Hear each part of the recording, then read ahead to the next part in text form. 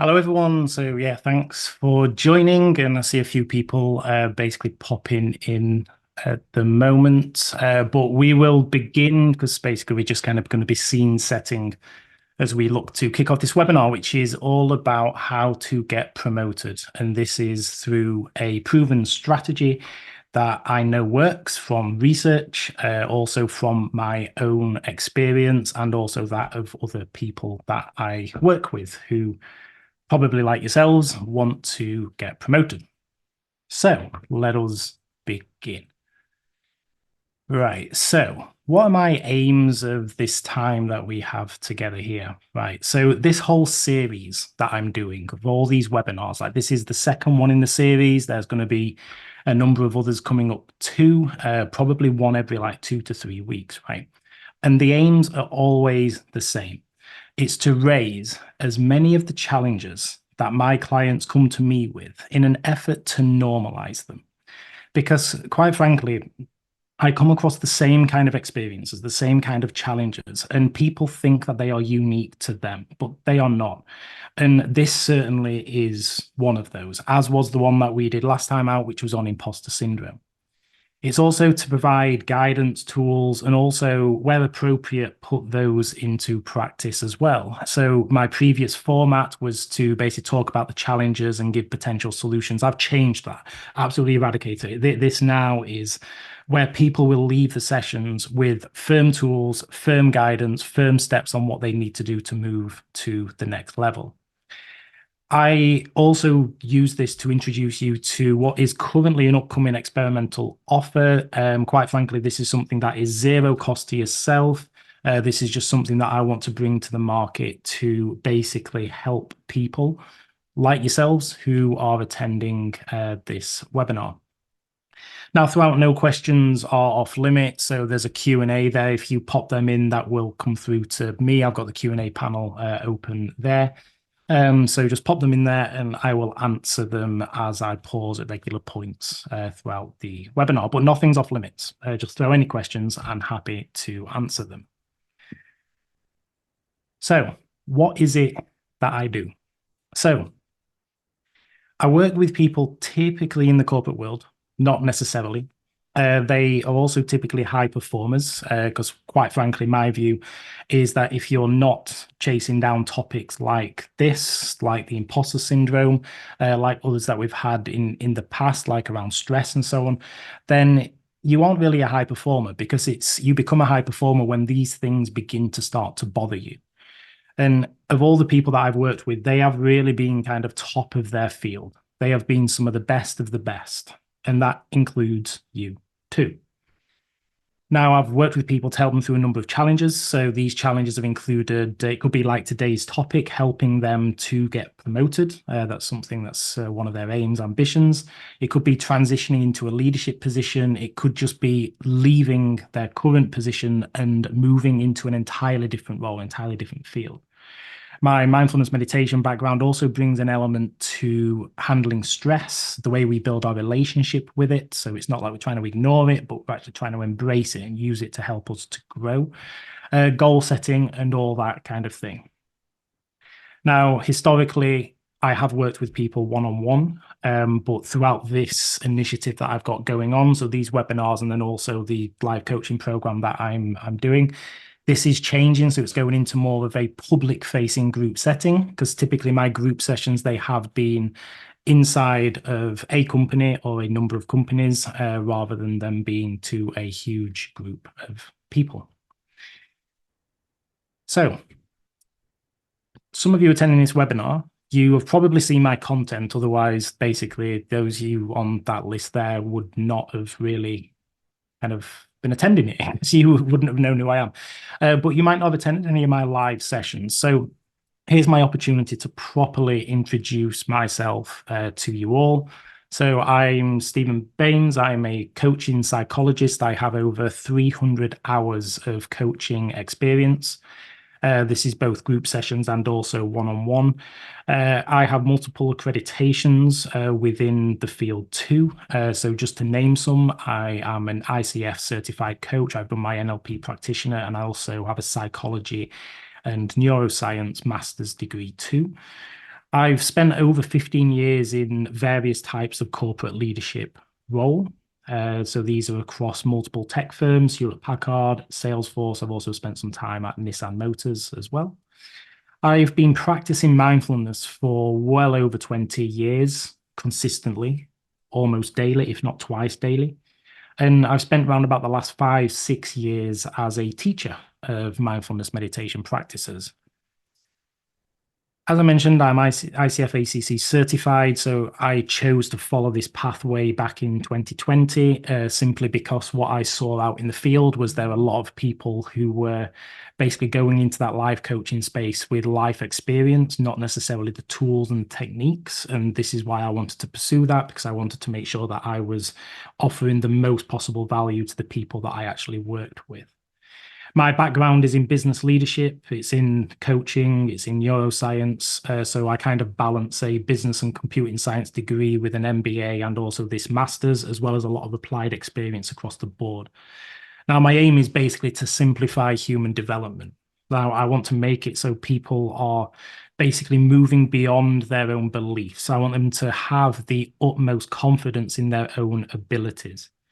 And on that, just being honest, like nothing that I will be talking through at all today is rocket science, right? These are methodologies that I myself have come across at some point in my life, and that they have helped me to progress and also helped other people that I work with. Right. Some of this stuff, it may take some digging to go down and understand what it is, but ultimately it is actually mostly available within the public domain. Now, there are some of my new ideas within this too that we will explore throughout different webinars. But, none of it at all is absolute rocket science, and it definitely will not be difficult for you to pick up. It's just about that focus and that dedication. So what we're going to do, we're going to dive right into the conversation. So what I'm going to do to start with is talk a little bit about promotions themselves, right? So as I was basically preparing for this, I thought the way I always like to do this is let's get a quote on what this topic actually means, right? And this one really resonated for me. So people don't get promoted for doing their jobs really well. They get promoted by demonstrating their potential to do more. So what we're going to do is actually unpack this a little bit, right? So there's two things that came up for me within this.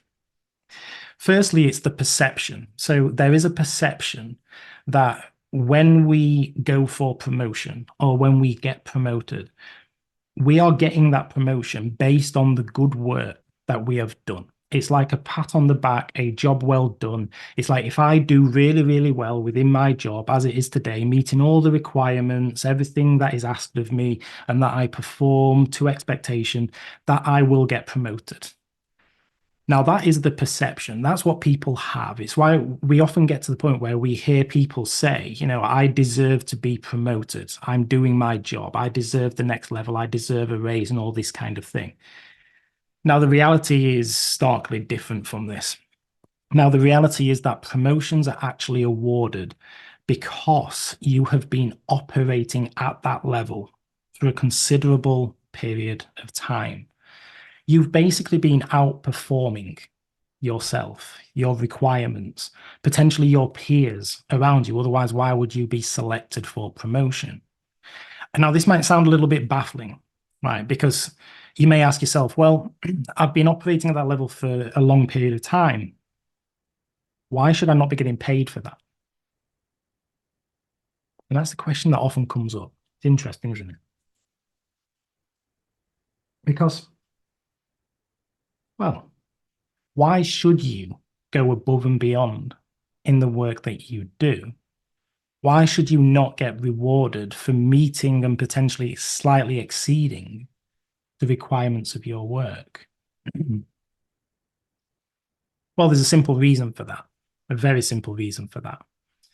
And that's because what employers don't want, they don't want you to land into a position that you're not capable of delivering against.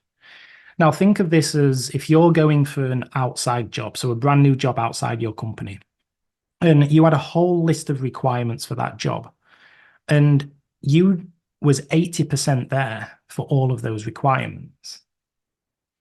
Do you think you'd be in a shoe-in to get that position? Probably not. But that's the position when you hold this perception that you're going in there with. It's kind of like a bit of a safety net for the employer because they know that they can fall back on you. They know that you're reliable. They know if it's this reality that you're getting promoted because you're exceeding expectations and you're operating at that level, they know that you can do the job. It's an absolute shoe-in for them. And this is what the model that I'm going to talk about is based around. It's based around this reality that we should be, as soon as we are promoted to one level, should actually be aiming for 2 levels above that and trying to meet the competencies for those levels. But we'll go through that in a moment. Now, first, I'm going to share some research. I always like some research, some good old data, some good old psychology.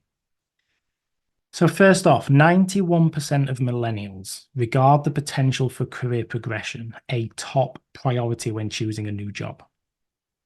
76% of employees are actively looking for opportunities to expand their careers. Now, these two are very interesting.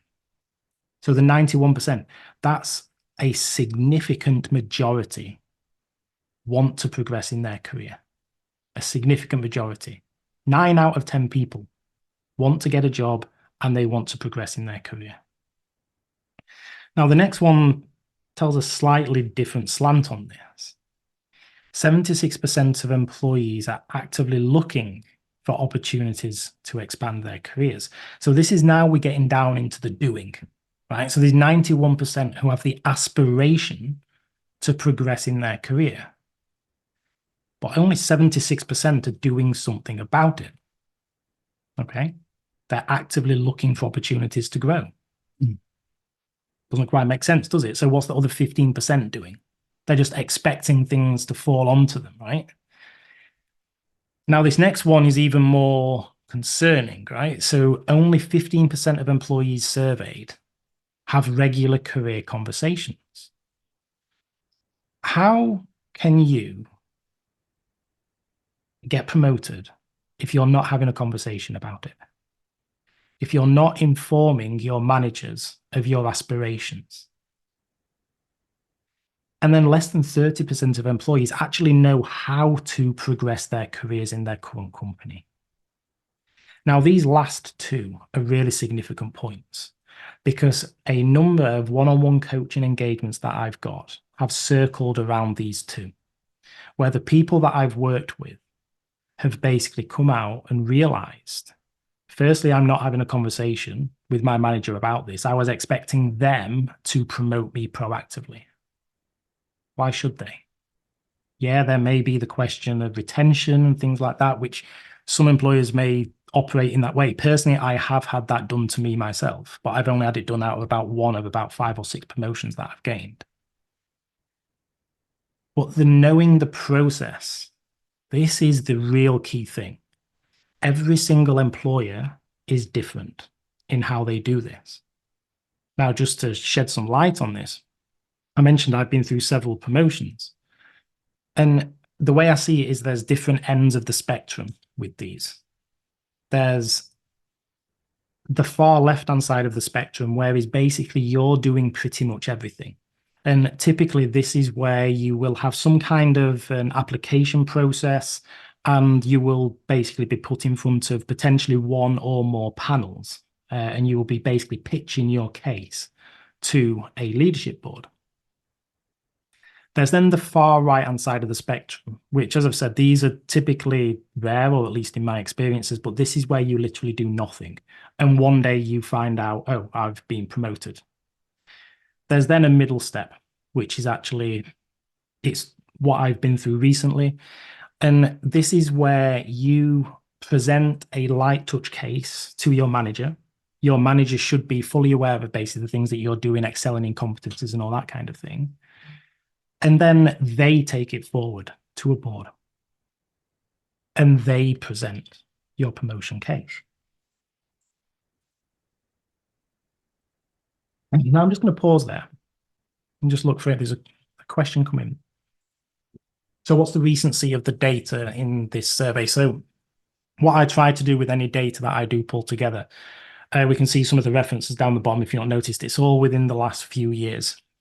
And particularly on topics like this, I do prefer to look for something that is more recent because things like this do change quite frequently. In other topics that I look at, so things like based around like mindfulness, meditation, stress, that kind of thing, I may include like dated studies as well, simply because a lot of the dated studies have a lot more rigor and they've had a lot more testing done around them and so on. So yeah, the dates are there. Any other questions? So basically, what are your thoughts on next best steps? Right. Well, the thing is that I'm going to get to those, particularly around that bottom one, which is around the process. That is basically a key thing that we will talk about and actually go through today amongst some other things. Any other questions? I think that's all that there is. Okay, cool. So what we're going to do now is actually begin to dive into this framework. Now, this framework, as I said, a lot of this isn't rocket science, and this is a framework that I've been taught. There we go. That I've been taught that is very useful, focuses on different categories, which basically spell out the word career ladder. Okay. So what we're going to do is going to take each letter, and each letter actually means something. And I'm going to tell a little bit of a story about each one of those. So first off, C, clarify your goals. In order to get promotion, you really do need to know and share where it is that you're aspiring to go. If your future is evidently not in the company that you are with, right, and you're making that quite abundantly clear, and you try to go for promotion, just ask yourself, why should they promote you? Why should they take you forward to that next level? Because you're showing absolutely no commitment to the company, no commitment to the work, no commitment to the role, to the customers, everything, right? So clarifying your goals is really important. And what I advise with this is having a horizon, which for some people, it can be difficult, it can be easy, depending on the type of person you are, right? Some people find it quite clear to map out every few years all the way up until like 20 years time, right? Other people struggle with that and so may keep it a little bit close knit. So it might be something like the next 1 to 3 years, 3 to 5 years, and so on. Either way, you should have a little bit of a view, knowing that you will probably get things wrong and that you might need to course correct. But having that North Star is incredibly important. So just understanding, so where is it that you actually want to go? Who is it that you want to be in X number of years? I can almost guarantee to you that if you are going through a panel interview, then this question will come up. They will ask you about what your aspirations and goals are. And the things that they are looking for is something that keeps you aligned into the company. Now, most of the time, it doesn't necessarily matter if it's within that specific team, but within the company, 100%, because what they are doing by promoting you is investing in you. Okay. The next point is assess your starting point. So now that you've got your goals, you need to think, so where are you at today? Everybody starts in a different place. There's no one person who has the same employment experiences, same education experiences, same psychology, mindset, resources available to them, and so on, right? So it's really important that you take your unique view and understand, so where is it that I'm starting from? What is point A for me? Because then this is where you can begin to map out and plan how you basically move through the different areas. Now, this start point is really important for understanding the process, which I will come on to momentarily, because the process is where you begin to understand exactly what lies ahead of you. The next one is to think about raising your profile, right? So you have to remember that you are, in essence, a brand, right? You are a brand both internally within the company, and you are a brand potentially externally from that company as well. You need to understand, so what are the stories that are emanating from you, that are emanating from your work, your passions, your interests, and all that kind of thing. And then in terms of raising your profile, it's then making people aware around you of the things that you are doing that make a difference, that make a big impact. So a particular example that I worked on with someone one-on-one, he had aspirations to basically move into the next level, the promotions, and what we worked on was ways that he could inform his boss's boss's boss about the different things that he's doing, because he was working with some key customer accounts, and not doing it in a kind of a bit of a sucky up way, making it so it was adding value to him. And what idea he came up with was basically a dashboard, an executive dashboard, which was a 1 or 2 page summary, which gave a view of all of the accounts that he was working on and all of the good stuff that was going on in those accounts, the things that needed a bit of attention, focus, and things like that. Now, this served multiple purposes. First and foremost, it was about raising his profile. It was subconsciously kind of like drawing attention and awareness to the work that he was doing, the good work that he was doing, that is. What it also did was begun to allow them to potentially use this with other people within the business.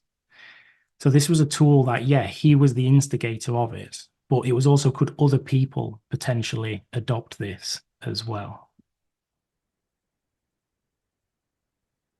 So just be 1 second. So, raising your profile is really important. And it's about thinking a bit outside the box and also thinking how you can potentially help other people along as well.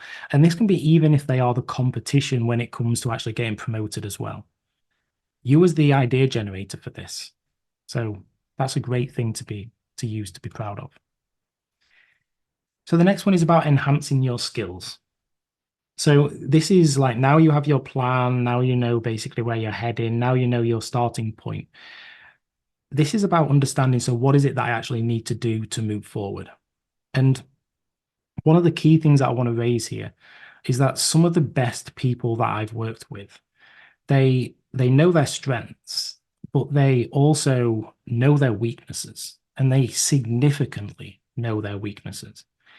And they counter them in 2 ways. They either outsource them whenever they possibly can, get other people to cover their weaknesses and focus entirely on their strengths, or they undertake training and development. Now, this is another one that if you're going to a promotion panel, I can guarantee this question will come up. What are your strengths and what are your weaknesses? And what they are looking for when you're going through that panel is to understand, firstly, if you recognize what your weaknesses are, if you're self-aware enough to understand them, but also what is it that you're actually doing about them? What action steps are you actually putting in place?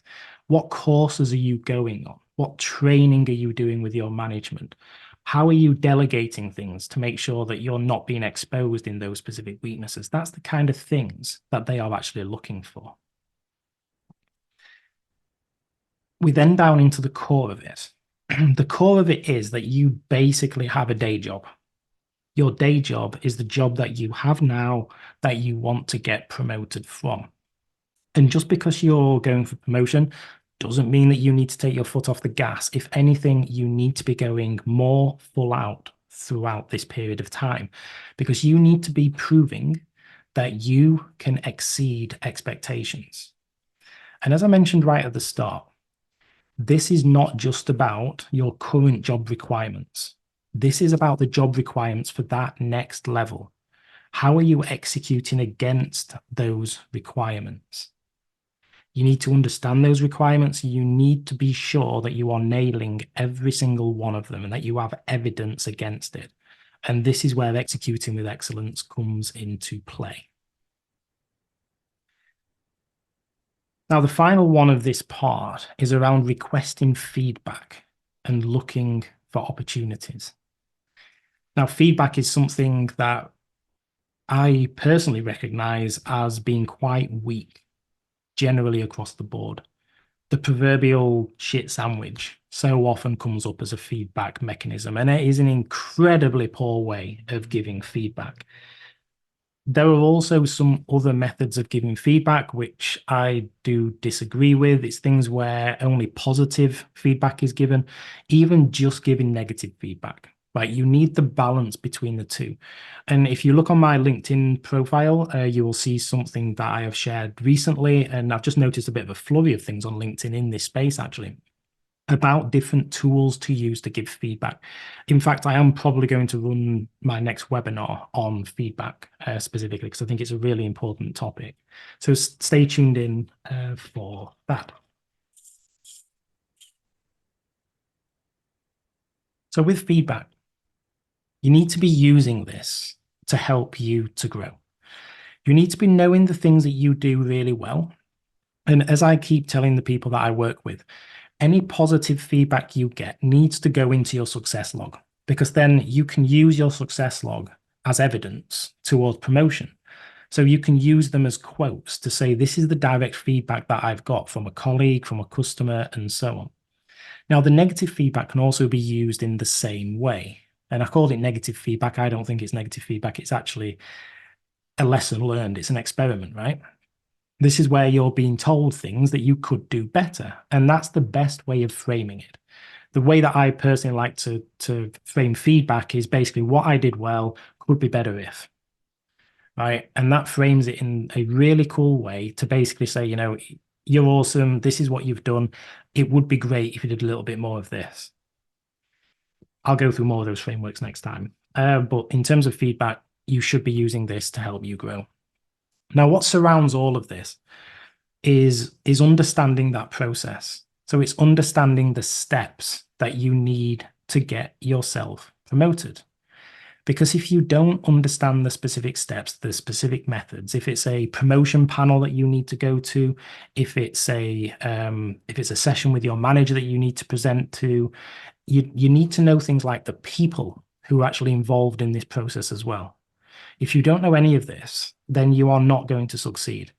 Because the thing is, if you know the people who are involved in the process, if we go back to this step around raising your profile, you can begin to target them with how awesome you are and all of the awesome work that you have done.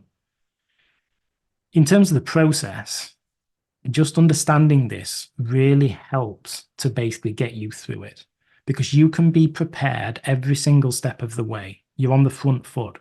If you know that there's a panel interview coming, you can have prepared your deck well in advance. You could have practiced it through multiple iterations with one of your peers and got amazing feedback to understand how you could have done things maybe a little bit differently. We've then got lead without title. So we're on to ladder now. This is where we're kind of moving forward a little bit. And I've mentioned an example here of the coaching client that I had who built a dashboard, right? This is leading without title. This is basically showing leadership skills without being a formal level of authority. Now, what he did, he created this dashboard. This dashboard was a potentially innovative thing that could actually help leaders to gain an understanding of what was going on deeper within their business. Whilst he was benefiting from it, because firstly, he was seen as the owner. Secondly, he was basically reporting into leadership about all the great things he'd been doing. What he also did was demonstrated some initiative. He also showed that he's capable of doing these kind of things. And that is an awesome way to prove that you are a cut above. The next one of advocating for yourself. This is an interesting one. It often kind of gets a lot of people's backs up, because this is about self-promotion, right? And people can deem it a little bit kiss-assy and so on. But it's essential. It's essential because this is where you're promoting yourself, you're talking about the work that you've done, and probably in more of a public domain. People often term it as bragging. There was a program born out of Google called I Am Remarkable, and this addressed this exact topic. And a quote that they stuck with was, "It's not bragging if it's real." You know, you're proud, or you should be proud of the work that you've done. And talking about the brands that we mentioned, this is where the personal brand comes into play outside of the company. Now, it's in the company's benefits the vast majority of the time if you're raising the profile of your personal brand, because it makes them look better as well. Now, the final one on this slide is around develop strong resilience. Now, the more senior you get in the organization, the more responsibility that is going to be placed on your head. And you need to prove that you are able to handle that you're able to handle adversities, you're able to handle difficult conversations with people, that you're able to handle the increased stress of additional projects, more responsibilities, potentially people management, and all of those kind of things. So demonstrating examples of how you have done this, where you have done this, what you've learned throughout that journey, and so on. So the final three, and then we're in the home run, this is the point where you will have hopefully got some kind of offer on the table. So it's decision point. You need to make that decision on the pathway.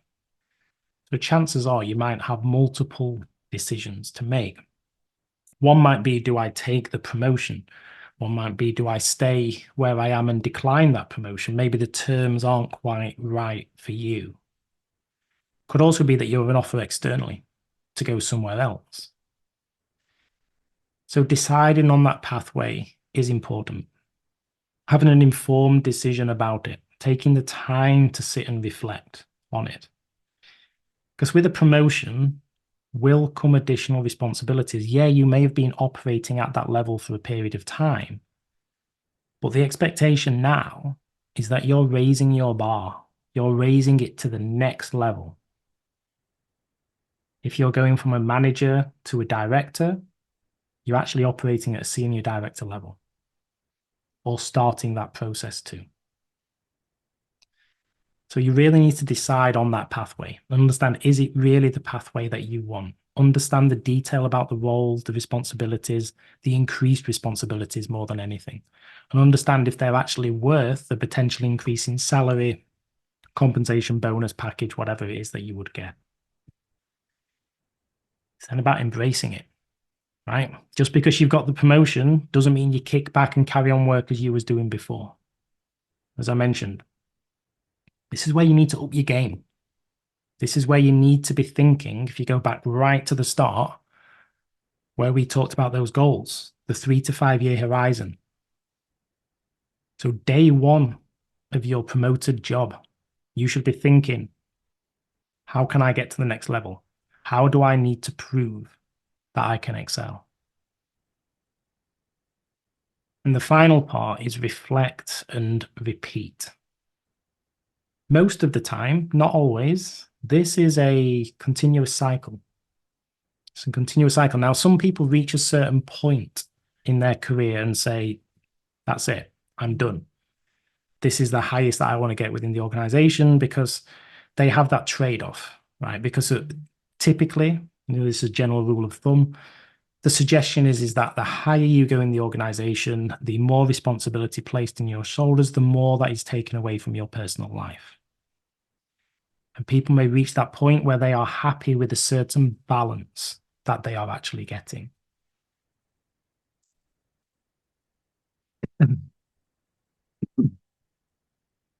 So you need to understand what's next.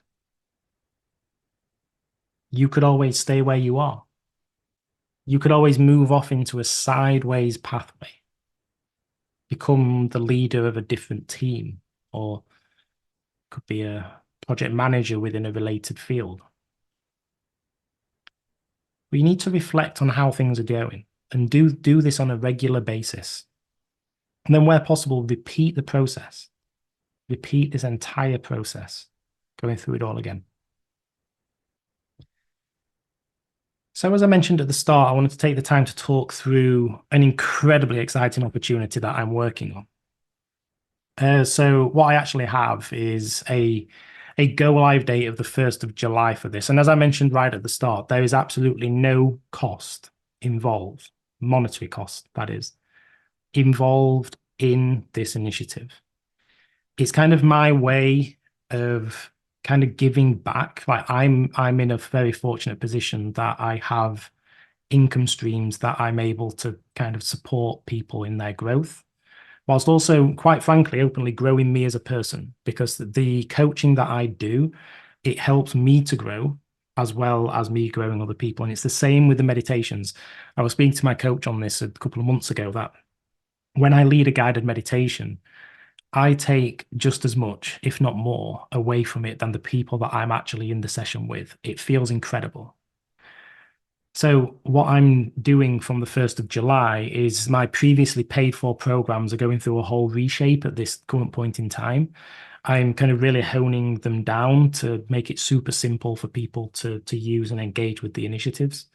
Um, what I'm basically going to be doing is hosting live guided meditations, which also have a thematic talk on the back end of these. So, for example, it might be that if we're talking about stress, for instance, then there will be a live guided meditation which helps people to become calmer, to reduce stress, to build that better relationship with stress. Before then going into a bit of a talk around it, which isn't just one way. This will be a bit of a dialogue to basically get people's perspectives, to share maybe a little bit of research on stress, like maybe the neuroscience behind it, and so on. Now, the middle one here, the live outcome oriented group coaching. So this is one following a similar guise, just minus the guided meditation. It's where we're picking up on a specific topic. It'll be a specific asset that is within the portal, which I'll come on to in a moment. And this is where we're kind of diving into this to help you to grow and develop yourself, not just professionally, but personally as well. And it could be like this framework that we've been through today, a little bit more detail, a little bit more granular on how to get promoted. So this would be like filling out a form, for instance, on the specific steps, doing journaling, reflections, and all that kind of thing around these. Overcoming difficult conversations is a fantastic one. The specific workshop in question there is where we blend a bit of meditation with some journaling to explore an either upcoming or past difficult conversation that we've had. What these sessions do is really help to apply psychological and mindfulness-based theory to help people basically become better leaders. It's absolutely freaking awesome. The final one is this resource library. So I mentioned about the platform. This is a whole bunch of tools, it's workbooks, it's journals, it's exercises that will be picked up within the live group coaching as well. Now, what's going to be coming a little bit later with this is quick insight videos, because I'm conscious that time is of the essence, right? We all want to get to solutions really, really damn quick. So it's how can I basically distill all of this down into kind of really super simple, maybe like 5 bullet videos on like how to get promoted and how to build high performing teams and overcome difficult conversations and build a better relationship with stress and so on and all these things, right? So those are coming from a video standpoint. They're not quite there yet. I think it'll be the top 3 that's basically ready first. There's then solution-oriented programs, which this is where it's past recordings, in essence, of that live outcome-oriented group coaching that's available, but a bit more flesh to them and so on. And then there's the community. So anybody who joins, they will gain access to a community where we're able to talk to, engage with people who are going through the same challenges as yourself. So yeah, this is basically what is being built. Absolutely no financial cost involved at all. The commitment that I ask for is that you basically are prepared to kind of give me feedback on this as I go, and that you engage yourself within it, right? Just because it doesn't cost anything doesn't mean that it's not valuable. As I've said, I've decided to do this simply because I can. Right. Previously, I was charging £97 a month for this, and I could quite easily go back to doing that, but I don't want to. I would much rather serve people, quite openly help to kind of grow me and develop me as a person, potentially help to grow my brand and all that kind of thing. So the best thing you can do is, if you're interested in this, what I'm doing is building an interest form. We've got around 15, 16 people engaged in this so far. If you scan the declare interest in this little experiment that I've got going, that will just take you to a form. Just submit your details, basically name, email, that kind of thing. And I will keep you informed as this is developing. What I've also left open is I previously had a whole bunch of accelerators, which these helped people through specific challenges that they would have. Like in this accelerator, there's things around developing goals. There's also things about overcoming imposter syndrome. And there's also resources and videos around difficult conversations and so on. So, that is still live. So you can actually get something now if you want something now as well. But as I say, 1st of July is when I'm going live with this experiment, and you can use the other stuff right now. So I hope that you have found this incredibly valuable. I'll just pause and just see if there are any questions. So someone's asked a question there about, let me read. Okay, so have you been through this methodology when getting promoted? So it's been variations of this that I've used over time throughout my promotions.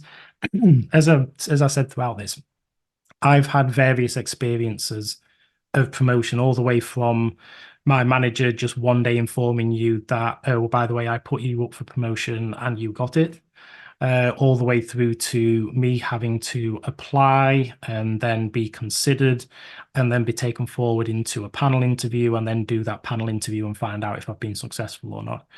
And then everything kind of in between that. And thing is, every single step within this is something in some form that I've had to execute against to make sure that it is as successful as it can be. So, in essence, yes, this process is one that I have used. Other questions? Have you ever not been promoted? Yes, I 100% have not been promoted. So,